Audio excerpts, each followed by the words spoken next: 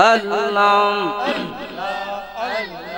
सालातो सालाम गो आमार दौरद सालाम गो आमार कइयो नबी मुस्तफा তোমরা যদি যাও গো মদিনায় আল্লাহ আল্লাহ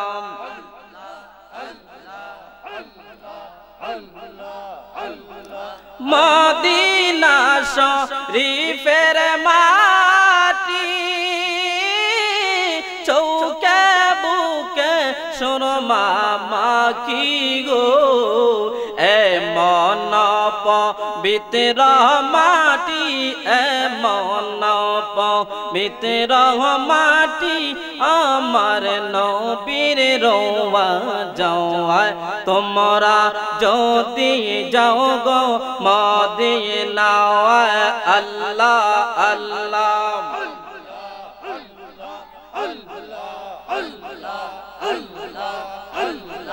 মদিনা শরীফের মাঝে সবুজ রঙের গম্বুজ আছে গো সেই গম্বুজের নিচে শুয়ে আছেন নবী মুস্তফা তোমরা যদি যাও গো মদিনায় আল্লাহ আল্লাহ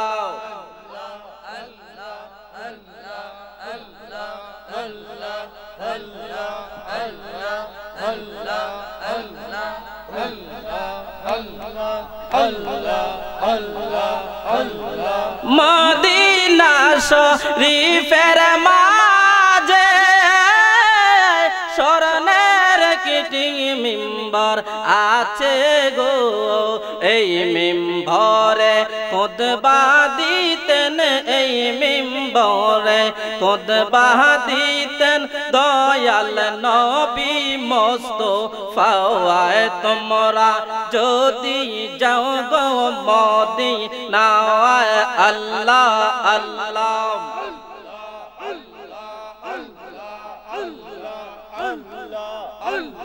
সালাতো সালাম গো আমার দরুদ সালাম গো আমার কইও নবী মুস্তফা তোমরা যদি যাও গো মদিনায় আল্লাহ আল্লাহ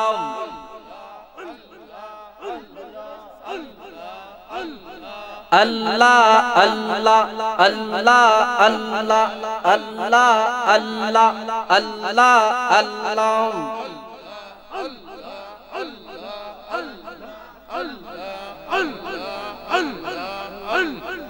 আল্লাহ আল্লাহ আল্লাহ আল্লাহ আল্লাহ আল্লাহ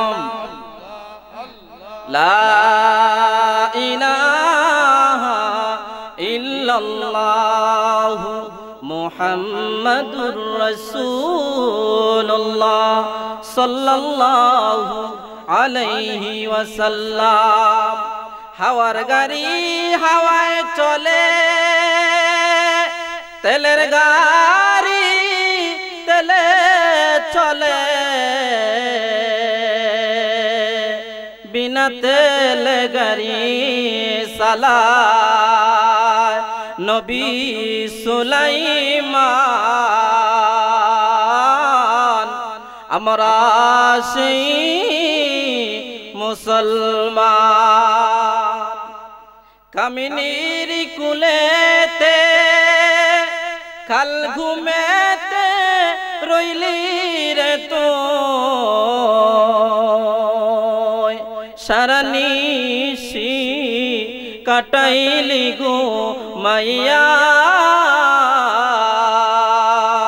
সোনার আদম জিন্দেগি তো গেল রে ফাঁকি দিয়া চুল গেছে পাকি দরিয়া গোটা গেছে দন্ত চারিয়া কখন জানি সমন জারি হয়া যায় রে সোনার আদম জিন্দগি তো গেল রে ফাঁকি দিয়া।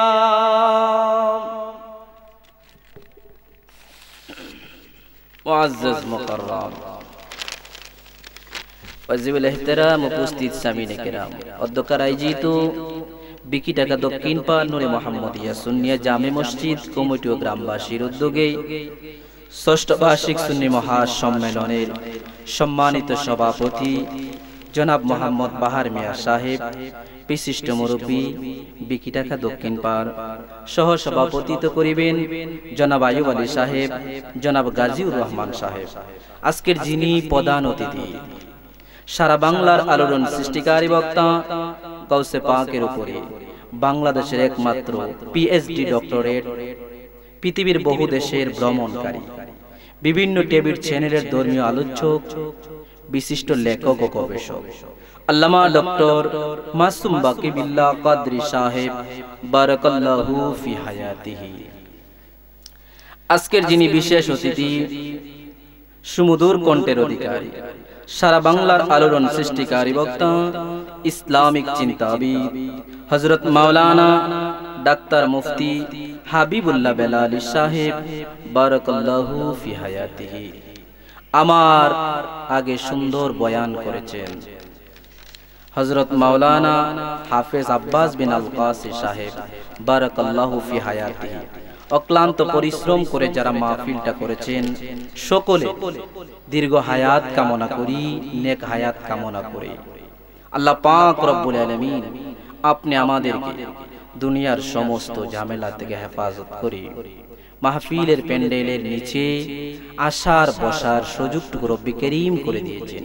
শুকরি কালিমাতুশ শুকুর বলিষ্ঠ কণ্ঠে বলে আলহামদুলিল্লাহ।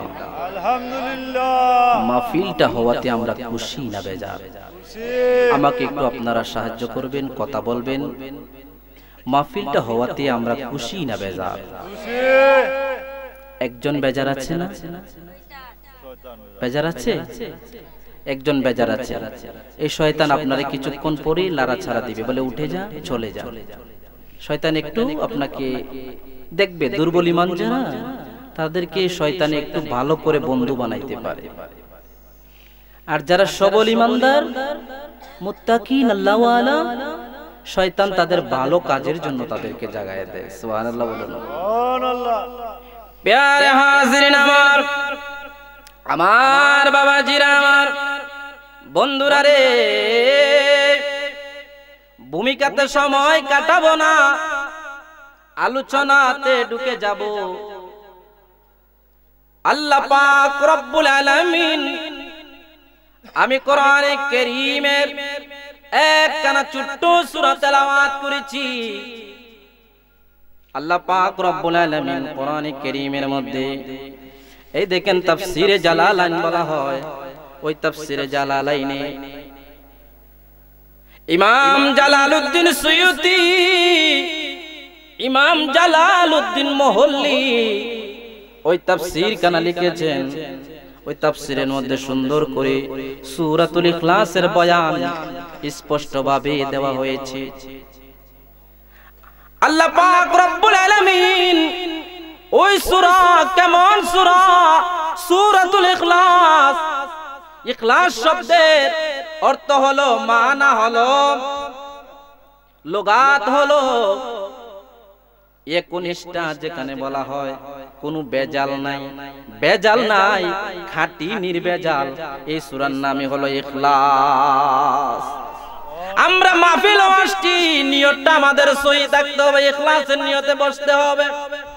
ও বাবাজিরা, ওই সূরা আল্লাহ পাক রব্বুল আলামিন বলেন, শোনো, এর শানে নজুলটা হলো ইহুদিরা আল্লাহর নবী রাহমাতাল লিল আলামিন নবীকে আমার নবীর দরবারে আরজ করলেন। আসিয়া আসিয়া বলতে লাগলেন, ইয়া রাসূলুল্লাহ, নবী গো, শুধু শুধু আপনার আল্লাহর বয়ান দিচ্ছেন, শুধু শুধু আপনার আল্লাহর পরিচয় দিচ্ছেন, কিন্তু আপনার আল্লাহ কেমন? আপনাকে নবী বানাইয়া আল্লাহ পাঠাইছে, আপনারে নবী বানাইয়া পাঠাইছে, এর লিখিত কোন সংবিধান দেখি না। আপনারে নবী বানাইয়া পাঠাইছে, এর কোন ডকুমেন্ট দেখি না। নবী গো, আপনারা যে নবী বানাইয়া আল্লাহ পাঠাইছে, বলেন আল্লাহ আল্লাহ আল্লাহর পরিচয়টা একটু দিয়া দেন।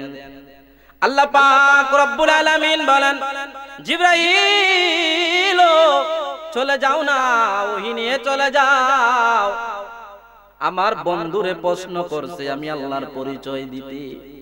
আল্লাহ পাক রব্বুল আলামিন বলেন, এ বান্দা শুনো, আমার হাবিবকে আমি কত ভালোবাসি রে। আমার হাবিবরে প্রশ্ন করেছো, আল্লাহর পরিচয় জানতে চাইতেছো, আল্লাহর পরিচয় জানতে চাও, আল্লাহর পরিচয় আমি দিয়া দেই। আল্লাহর নবীকে বলেন, আল্লাহ পাক বলেন, কুল হুয়াল্লাহু আহাদ। ইহুদিরা শুনে রাখো, আমার আল্লাহ হে মুহাম্মদ, আপনি বলে দেন আল্লাহ এক। বলেন আল্লাহ কয়জন? আপনাদের বিকিটাকাবাসীর জন্য আল্লাহ কয়জন? করাববাসীর জন্য কয়জন? হবিগঞ্জের জন্য কয়জন? একজন। আল্লাহ আপনারা জানেননি? জানেননি? আল্লাহ পাক রব্বুল আলামিন বলে দিচ্ছেন, শুনো এ ইহুদিরা রে, আল্লাহ এক, আল্লাহর সাথে কাউরে শরীক করা যাবে? আল্লাহর সাথে কাউকে শরীক করা যাবে? করবেন? আল্লাহর সাথে শরীক করা যাবে? প্রাণের বাবাজিরা, পরের আয়াতে আমার আল্লাহ ডকুমেন্ট দিচ্ছেন, জানায়া দিচ্ছেন, আল্লাহুস সামাদ, আল্লাহ কারো মুকাফেকি নন। আল্লাহ কি বলেন? আল্লাহ কারো মুকাফেকি নন। তাফসীরের আলোচনা করলে অনেক লম্বা আলোচনা, ব্যাপক, প্রত্যেকটা শব্দের বিশ্লেষণ তাহকিক অনেক বড় বড়। আমার সময় অল্প, এই জন্যই আমি তাফসীরের আলোচনা যাইতেছি না, শুধু সরল অনুবাদটা আপনাদেরকে জানাইয়া দিচ্ছি। বাবাজিরা রে, আল্লাহ বলেন আল্লাহুস সামাদ, আমি আল্লাহ কারো মুকাফেকি নন। আমার উপরে আর কাউ মালিক নাই। দুনিয়ার জমিনও একজন মালিক, এর কর্মচারী থাকে একজন মালিক। যদি তাকে মালিকের পাশে লোক থাকলে পরে সে মালিক হয়ে যায়, সে কর্মী হয়ে যায়। আল্লাহ বলেন, শুনো, আমি আল্লাহ পাক এমন আল্লাহ রে, আমি আল্লাহর কোনো মালিক নাই, আমি আল্লাহর কোনো মালিক নাই। আমি আল্লাহ কারো কাছে কৈফিয়ত দিতে হয় না, আমি আল্লাহ কারো কাছে বলতে হয় না। যেটাই আমি আল্লাহ বলি, কোন বলি, ফায়া কোন হয়ে যায়। আল্লাহ বলে কোন, কোন হয়ে যাও, মুহূর্তের মধ্যে হয়ে যায়। ও বাবাজিরা আমার, পরের আয়াতে আমার আল্লাহ বলেন, লাম ইয়ালিদ ওয়া লাম ইউলাদ। আল্লাহ পাক বলেন, আমি কাউকে জন্ম দেই না, আমি কাউকে জন্ম দেই না, আমি কাউকে জন্ম দেই না। ওয়ালাম ইয়াকুল্লাহু কুফুয়ান আহাদ। লাম ইয়ালিদ ওয়ালাম ইউলাদ, আমি কারো জন্ম দেই না, কারো কাছ থেকে জন্ম গ্রহণ করি না। অ্যাটেনশন, মনোযোগ। আল্লাহ পাক বলেন, শুনো, আমি আল্লাহ বলে দিলাম, শুনো, ওয়ালাম ইয়াকুল্লাহু কুফুয়ান আহাদ, আমার সমতুল্য আর কেহ নাই, আমার সমতুল্য আর কাউরে দেখাইতে পারবে না। আল্লাহ পরিচয় দিয়া দিলেন। আল্লাহর পরিচয় পাওয়ার পরে ইহুদিরা নবীকে বলেন না, কালেমা পড়াইয়া দেন, লা ইলাহা ইল্লাল্লাহু মুহাম্মাদুর রাসূলুল্লাহ। ফায়দাটা কি জানেন? আল্লাহর নবী রাহমাতাল লিল আলামিন নবী আমার হাদিসে মুবারকের মধ্যে বলে দিচ্ছেন, দৈনিক যদি সূরাতুল ইখলাস শরীফ 200 বার তেলাওয়াত করতে পারেন ওযু সহকারে, জানিয়া রাখেন বাবা, জীবনে একটা আমল করে যদি দুনিয়া থেকে বিদায় নেন, এটা আপনার জন্য নাজাত হয়ে যাবে। ও বাবা জিরা রে, গভীর মনোযোগ। রাহমাতাল লিল আলামিন নবী বলেন, শোনো, এক নাম্বার ফায়দা হলো তোমার রাগের 300 দরজারে আল্লাহ পাক বন্ধ করে দিবে। রাগ বেশি, রাগের 300 দরজারে আল্লাহ বন্ধ করে দিবে। 2 নাম্বার ফায়দা হলো আল্লাহ পাক রহমতের 300 দরজারে বান্দা খুলিয়া দিবে। সূরাটা ছোট্ট, ফায়দাটা অনেক বেশি। 3 নম্বরে হইল রিজিকের জন্য হাহার করো। সকালে বাহির হও, বিকালে আসো, রিজিকের অন্বেষণের জন্য বরকত আসে না। যদি তুমি তেলাওয়াত করো 200 বার, 3 নাম্বার হলো আমার আল্লাহ রিজিকের 300 দরজারে কুলিয়া দিবি। 4 নাম্বার ফায়দা হলো গায়বী রিজিক আমার আল্লাহ দিবেন। ও বাবা জিরা রে, গায়বী রিজিক দিয়ে আমার আল্লাহ তোমারে লালন পালন করবেন। গায়বী রিজিক আমরা চাই কি চাই না? ও বাবা জিরা, দিনের নবী বলেন, শুনো, আমি রাহমাতাল লিল আলামিন নবী বলে দিলাম রে, যদি তোমরা 200 বার কোরআন তেলাওয়াত করো, 66 বার কোরআন খতম করলে যেমন সওয়াব, তোমার আমল নামার মধ্যে আল্লাহ পাক 66 বার কোরআন তেলাওয়াত করার সওয়াব তোমার আমল নামায় আমার আল্লাহ দিয়া দিবে। সুবহানাল্লাহ। 66 বার কোরআন খতম করতে কয়টা দিন লাগবে গো? দিনের নবী বলেন, উম্মতেরা জানো রে, আমি নবী বলিয়া দেই রে, তোমাদের জন্য আল্লাহ স্পেশাল রেখেছেন জান্নাতে 20টা মহল থাকবে। 20টা মহল আমার আল্লাহ তোমারে দান করিয়া দিবেন। 20টা মহল আমার আল্লাহ তোমারে দান করিয়া দিবি। দিনের নবী আমার বলেন, শুনো রে, আমার নবী বলেন, শুনো, 2000 রাকাত নফল নামাজ পড়লে যেমন সওয়াব, আমার আল্লাহ তোমার আমল নামার মধ্যে 2000 রাকাত নফল নামাজের সওয়াব তোমার আমল নামায় আমার আল্লাহ দিয়া দিবে। সুবহানাল্লাহ। ফায়দাটা জানিয়া রাখো মুমিন আল্লাহর বান্দা। দিনের নবী বলেন, শোনো, তোমার জন্য আমার আল্লাহ কত স্পেশাল রেখেছেন। তুমি যখন মারা যাইবা,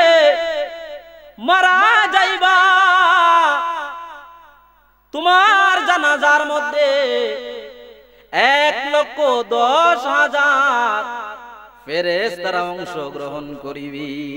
সুবহানাল্লাহ। কত ফায়দা ও ছোট্ট সূরা, বাবা আমলটা করবেন নি, ছোট্ট সূরার আমলটা করিয়েন। আমলটা করলে দুনিয়াতে বাবা, দুনিয়া থেকে চলে যাবেন, কিন্তু কেউ কারো সাথী হবে না, সঙ্গী হবে না। বাবা রে, নিজের আমল তোমাকে ছেড়ে যাবে না। আল্লাহ বলে দিয়েছেন, শোনো, আহসানু আমালা, সুন্দর আমল তোমার আল্লাহ দেখবে। কত লম্বা আমল করেছো, ভুলের অভাব নাই, এটা আমার আল্লাহ দেখবে না। আল্লাহ বলছেন, কার আমলটা সুন্দর, কার আমলটা সুন্দর, আমি আল্লাহ সেই আমলটারে তার গ্রহণ করিব। বাবাজি রে আমার, আমাকে একটা আলোচনার সাবজেক্ট দেওয়া হয়েছে। সাবজেক্টটা হলো পানির মধ্যে প্রস্রাব করে দেন। পানির মধ্যে প্রস্রাব করে দিলে কি হবে না হবে এর গুনাগুন কিভাবে পানির মধ্যে প্রস্রাব করবেন না। এই জন্যই বাবা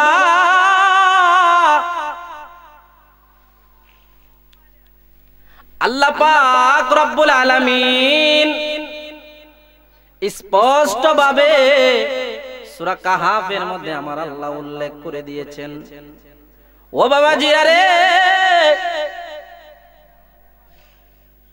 আল্লাহর পয়গম্বর মুসা নবী, কেমন মুসা নবী, যিনি বড় রাগান্বিত তেজস্বী নবী। মুসা নবী বলতে লাগলেন, শুনো, আমার চাইতে রে এই জমিনের মধ্যে আর কেউ জ্ঞানী হতে পারে না। আমি মুসাই মনে হয় সবার চাইতে জ্ঞানী লোক, সবার চাইতে জ্ঞানী লোক, সবার চাইতে জ্ঞানী লোক। পয়গম্বর মুসা বলিয়া বলিয়া ঘুমে পড়লেন। ঘুমে পড়ার পরে আল্লাহ পাক রব্বুল আলামিন স্বপ্নের মাধ্যমে জানিয়ে দিলেন, স্বপ্নের মাধ্যমে জানিয়ে দিলেন, এরে শুনিয়া রাখো রে বিকিটাকার মানুষেরা, শুনিয়া রাখো রে নবীর উম্মতেরা, বুঝিয়া রাখো রে। মুসা নবী বলতে জিবরাইল আমিনের মাধ্যমে আল্লাহ জানাইয়া দিলেন, স্বপ্নে দেখাইয়া দিলেন, শুনো, তোমার চাইতেও একজন জ্ঞানী লোক আছে, তোমার চাইতেও একজন জ্ঞানী লোক আছে, যে জ্ঞানী লোক দুই সমুদ্রের মধ্যখানে বসবাস করে। তোমার চাইতে দ্বিগুণ জ্ঞান আছে রে পয়গম্বর। কে সে জ্ঞানী লোক? কে জ্ঞানী লোক? বলে, তুমি কি জ্ঞান অর্জন করেছো? কি জ্ঞান অর্জন করেছো? স্বপ্নে দেখার পরে আল্লাহ স্বপ্নে দেখাইয়া দিলেন, শুনো, কি জ্ঞান অর্জন করেছো? তোমার চাইতে আরো বেশি বেশি জ্ঞান অর্জন করেছেন। ওনার নাম হলো খিজির আলাইহিস সালাম। প্রাণের বাবাজিরা গো,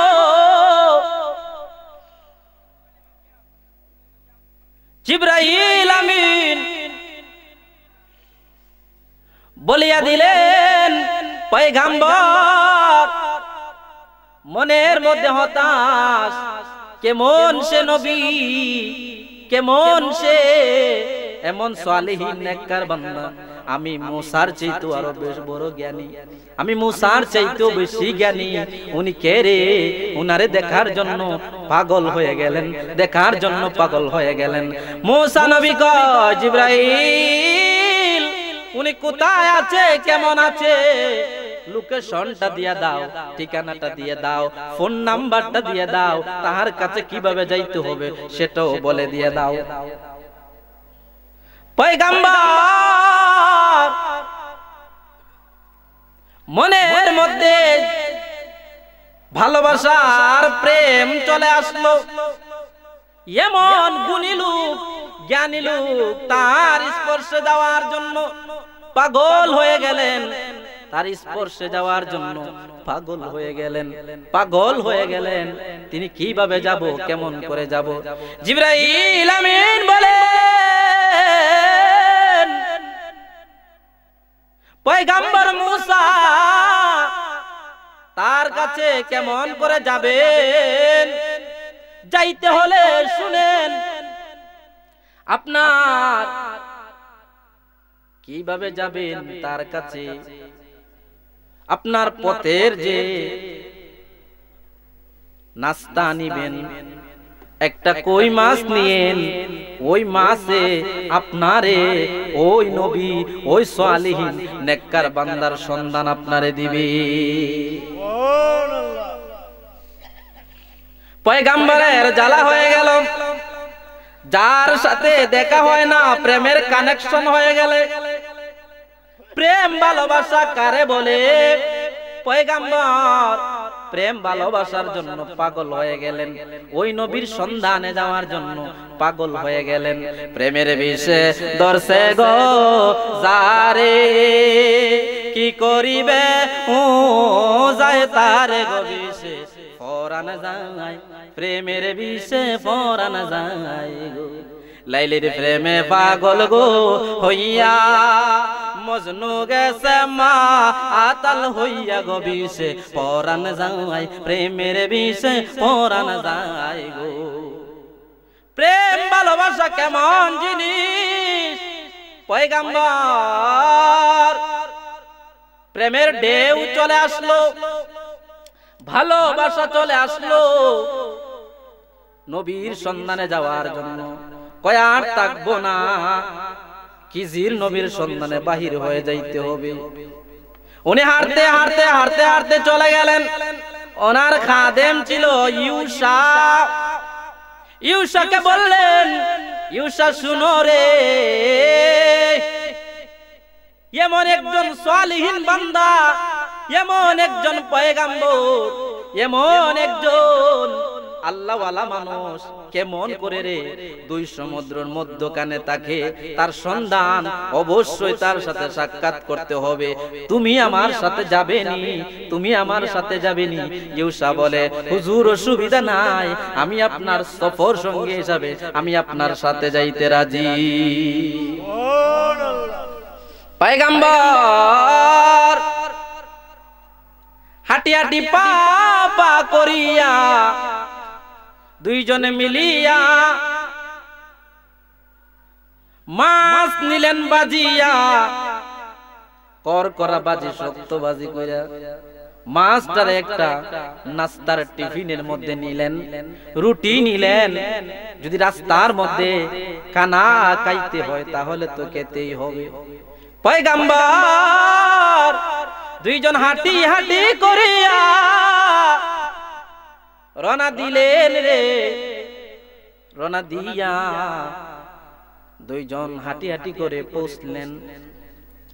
কিতাবের মধ্যে আসছে কিলিয়াতুল হারাস নামে একটা পাথর, কিলিয়াতুল হারাস নামে একটা পাথর। ওই পাথরের তিনি গিয়ে উঠেন, ওই পাথরের কাছে গেলেন।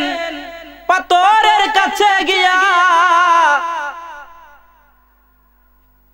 ওযু করার জন্য, নামাজের সময় হয়ে গেল, ওযু করার জন্য তিনি একটা কুয়ার মধ্যে চলে গেলেন। কুয়ার মধ্যে গিয়া ওযু বানাইয়া তিনি আবার আসলেন। বানাইয়া আসিয়া ওযু বানাইয়া আসিয়া ওই কিলিয়াতুল হারাস পাথরের কাছে যখন আসলেন, আসিয়া তখন দেখতে পাইলেন ইউসা বসা।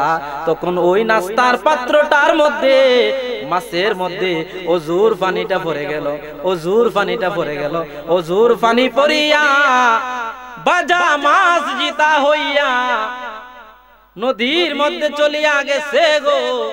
নদীর মধ্যে গিয়া ওইদিকে যেদিকে যায় সেদিকে নদীর পথে পানি জমাট হয়ে গেছে, রাস্তা হয়ে গেছে।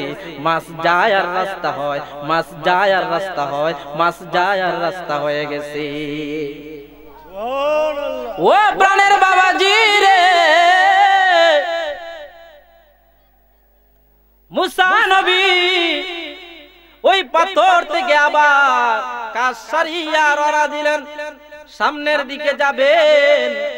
হাঁটি হাঁটি পা পা করে অনেক দূরে চলে গেলেন।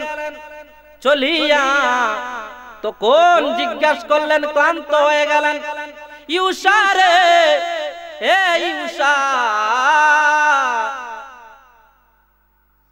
কানার জন্য যে কানা নিছিলাম কানাগুলা দাও। খিদা পেয়েছে খাবো রে, কানাগুলা দিয়ে দাও। ইউসা কয়, পয়গাম্বর, ইউসা কয়, পয়গাম্বর ভুল হয়ে গেছে গো। যেই জায়গার মধ্যে নাস্তার পাত্রটা রেখেছিলাম সেই জায়গা থেকে মাছটা জিতা মইয়া নদীতে চলে গেছে, ওই কথাটা আপনারে বলতে পারি নাই, ওই কথাটা বলতে পারি নাই, আমার স্মরণে আসে নাই। ও পয়গাম্বর বলেন কি কো তুমি? কয় ঠিক এই তো বলছি, আবার রিপিট। হাটিয়া হাটিয়া ওই পাথরের কাছে আসলেন, পাথরের কাছে আসিয়া দেখতে পাইলেন যেদিকে মাছ গেছে সেদিকে শুধু সুরুং আর সুরুং হয়ে গেছে। ও প্রাণের বাবাজি, মাছটা যেদিকে যায় রে সেদিকে শুধু রাস্তা হয়ে গেছে। পয়গাম্বর কয় এটা তো চাইছিলাম, আমার তো বইলেই দিছে পথের শরম জানে, রাস্তা দেখায়া দেখায়া দিবি, রাস্তা দেখায়া দেখায়া দিবি। ওই রাস্তায় হাঁটি হাঁটি হাঁটি হাঁটি করে তারা শুরু করে দিলেন হাঁটা।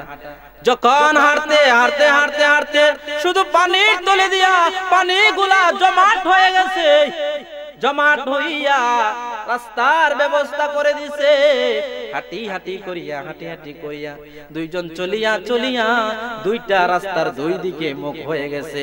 কোন দিকে যাব কোন দিকে না, কোন দিকে যাব কোন দিকে না, আমার আল্লাহ ঘোষণা করে দিলেন, মুসা রে পয়গাম্বর ডানে চলো, ডানে চলো রে পয়গাম্বর, এই ডানে চলো, বামে চলিও না, বামে হইল শয়তানের কাজ, বাম হলো শয়তানের কাজ। এই জন্যই নবীর সুন্নত হইল ডান দিকে চলা, নবীর সুন্নত হইল যা গিলু পান করেন ডান হাত দিয়া পান করবেন,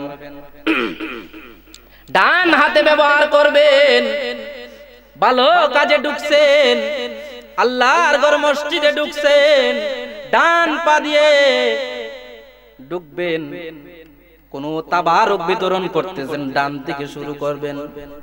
বাম দিক হলো শয়তানের আলামত। আল্লাহ বলেন পয়গাম্বর বাম দিকে যাইও না, ডান দিকে চলে যাও, ডান দিকে হলো তোমার রাস্তা। ডান দিকে গিয়ে গিয়ে দেখতে পাইলেন একটা পাথরের উপরের মধ্যে জ্বলন্ত ভাসমানের মধ্যে একটা জায়নামাজ মুসল্লা বিছানো, মুসল্লা বিছানো। ওই মুসল্লার মধ্যে উঠিয়া উঠিয়া দুইজন গেলেন, গিয়ে ক্লান্ত হইয়া বসে পড়লেন। কই কোথায় রে? দেখি না দেখি না, যার জন্য পাগল পারা হয়ে আসছি তারে না দেখলে আমার মন তো পয়গাম্বর, আমি রাগান্বিত পয়গাম্বর, আমার মন তো খুশি হইতেছে না। পয়গাম্বর কিজির নবীর একটা আলামত ছিল, উনি যেখানে যাইতেন চতুর্দিক সবুজ হয়ে যাইত, উনাকে বেষ্টন করে নিত। পয়গাম্বর কিছুক্ষণের মধ্যে চলে আসলেন, আসিয়া বললেন, ইয়া নবী মুসা, ইয়া নবী মুসা, হে মুসা নবী। কয় আপনি আমার নাম কেমনে জানলেন? সাক্ষাতের সময় আমার নবী বলেন, শুনো রে, নবীর সুন্নাত হলো কোন মানুষের সাথে সাক্ষাৎ করিলে আগে সালাম দিতে হয়, আগে সালাম তারপরে কালাম। আমরা বর্তমান সমাজে সালাম তুইয়া কালামের জন্য পাগল হয়ে যা, সালাম মিয়া তুইয়া কালাম মিয়ার জন্য পাগল। নবী বলেন না, আগে সালাম দিবারে, তারপরে জিজ্ঞাসা করবা ভালো আছো না মন্দ আছো। পয়গাম্বর সালাম দিয়ে শুরু করলেন, ভালো মন্দ জিজ্ঞাসা করার আগে সালাম দিলেন, দিয়া ভালো মন্দ জিজ্ঞাসা করলেন। জিজ্ঞাসা করলেন, কিজির নবী গো, আপনি কিভাবে আমি মুসা নবীর নামটা জানলেন? কিজির নবী কয়,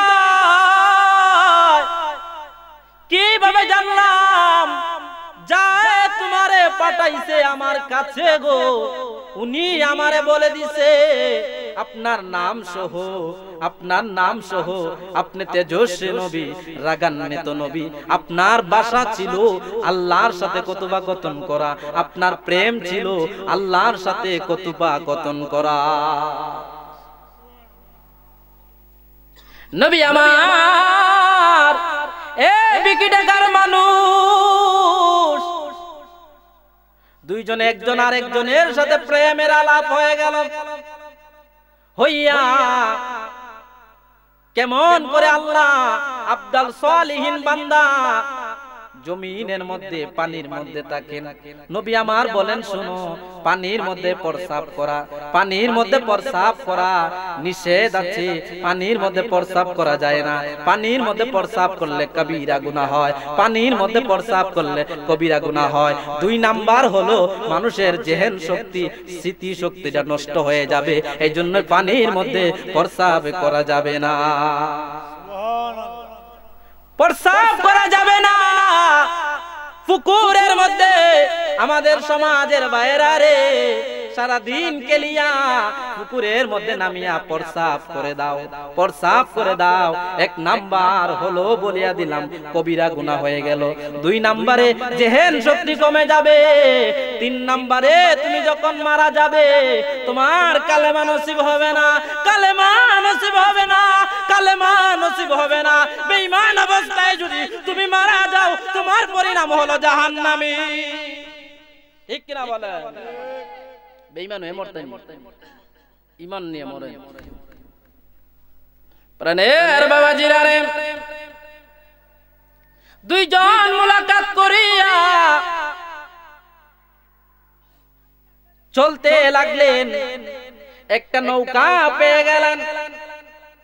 নৌকা কোরআনের সরল অনুবাদ, কোরআন আয়াত টানতে পারতেছেন সময়।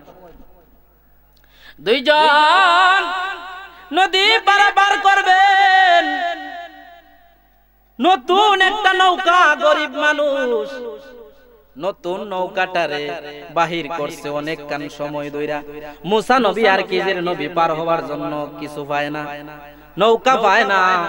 অনেক সময় ধরিয়া ধরিয়া অপেক্ষা করতে করতে যাত্রীরে লইয়া একটা নৌকা আসিয়া পয়গাম্বর 2 জনে তুলিয়া পার করে দিছে। আর খিজির নবী নতুন নৌকাটারে ভাঙ্গিয়া দিয়েছে, ছিদ্র করিয়া দিছে। মুসা নবী বড় রাগান্বিত নবী। মুসা নবী কয়, খিজির রে, ও খিজির নবী, এটা তোমার ঠিক হয় নাই, এটা ঠিক হয় নাই। কারণ নতুন নৌকাটা ঝকঝকে ছিল, এই নতুন নৌকাটারে তুমি ভাঙ্গিয়া দিছো। মুসা নবী রে খিজির নবী কয়, এ মুসা তুমি কালিম, তুমি রাগান্বিত নবী, তুমি বুঝবা না, সবুর করো, ধৈর্য ধরো, তোমারে আমার সাথে আনাটাই ঠিক হইছে না। আর করুন না, আর করুন না, হাকিকত বই জানেন। নবী মুসা হইয়া তরিকতের সবক নিছেন, মুসা হইয়া তরিকতের সবক নিছেন খিজির নবীর কাছ তাকিয়া। হাকিকত বুঝতে হবে। 2 নাম্বারে নৌকা তো ভাঙ্গা দিয়েছেন। কয় শোনো মুসা রে, ধৈর্য ধরো, কথা বলিও না, যা করি তাই তুমি দেখো, শুধু যাই করি তাই করো, তুমি আর লড়াচড়া করিও না। 2 নাম্বারে শিশুগুলা খেলাধুলা করতেছে, খেলাধুলা করিয়া খিজির নবী রে, খিজির নবী ওই ছোট্ট একটা বাচ্চারে দ্বিখণ্ডিত হত্যা করে পালাইছে। মুসা নবী কয়, নিষ্পাপ মাসুম বাচ্চাটারে মারা খিজির আপনার ঠিক হয় না। কয় তুমি বুঝবা না, ধৈর্য ধরো। 3 নাম্বারে শুনো রে, 3 নাম্বারে বলে দিলেন একটা দেওয়াল বাঁকা ছিল, ওই দেওয়ালটারে সোজা করে দিছেন, দেওয়ালটারে সোজা করে দিছেন। খাবারের কথা বলছিলেন, ওই ব্যক্তিগুলা খাবার দেয় নাই, খাবার দেয় নাই, কথা শুনে নাই। মুসা নবী রে খিজির নবী কয়, 3 দিন লাগাইয়া, 3 দিন লাগাইয়া ওই কাজ করিয়া দিছে। তারপরে একটা টাকাও নেন নাই, একটা পয়সাও নেন নাই। ওনার নামই হলো খিজির। এর হাকিকত তাকবীর, আল্লাহু আকবার, নারায়ে রিসালাত, ইয়া রাসূলুল্লাহ, আহলে সুন্নাত ওয়াল জামাত জিন্দাবাদ, জিন্দাবাদ। বিশেষ অতিথি সাহেবের আগমন, বেলালী সাহেবের আগমন। শুভেচ্ছা স্বাগত মাশাআল্লাহ মারহাবা। এই মুহূর্তে আপনাদের সামনে আমাদের সামনে উপস্থিত হয়েছে সমুদ্র কণ্ঠের অধিকারী, সারা বাংলার আলোড়ন সৃষ্টিকারী বক্তা, ইসলামী চিন্তাবিদ, আশিক রাসূল, মাশুক ইলাহি, হযরত আল্লামা হযরত মাওলানা ডাক্তার মুফতি হাবিবুল্লাহ বেলালী সাহেব। মাশাআল্লাহ, আলহামদুলিল্লাহ। আমাদের ভাগ্য ভালো, নসিব ভালো, আমরা একজন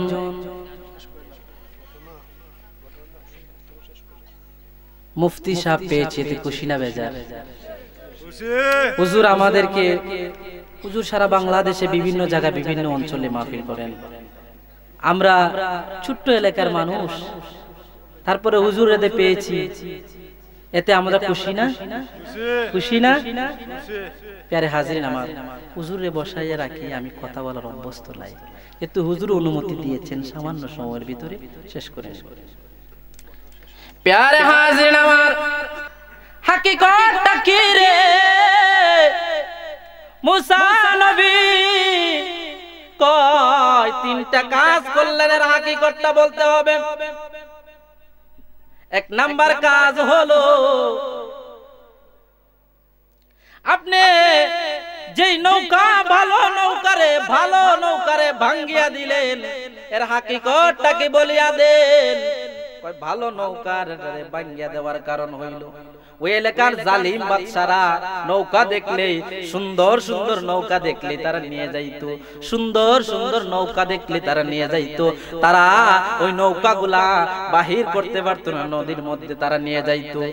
কয় বুঝলাম দুই নাম্বার হলো যে বাচ্চাটা নিষ্পাপ মাসুম ছিল, কেন হত্যা করিয়া পালাইলা? কয় হত্যা করার কারণ হইল এক না, দুই কারণটা হইল জানিয়া রাখো। এর কারণটা হইল ওই বাচ্চাটারে মারার কারণ হইল তার মার বাবা ছিল মুমিন, আল্লাহওয়ালা, জান্নাতি ছিল। ওই বাচ্চাটা দুনিয়ার মধ্যে আসিয়া কুফরি করবে, মানুষদেরকে ধ্বংস করবে, ওই বাচ্চার কারণে মা বাবা জাহান্নামে যাবে রে। এই জন্য ওই বাচ্চাটারে দুনিয়া থেকে বিদায় করে দিলাম, আর মা বাবারে জান্নাতি মেহমান হিসাবে আমি সুযোগ করে দিলাম।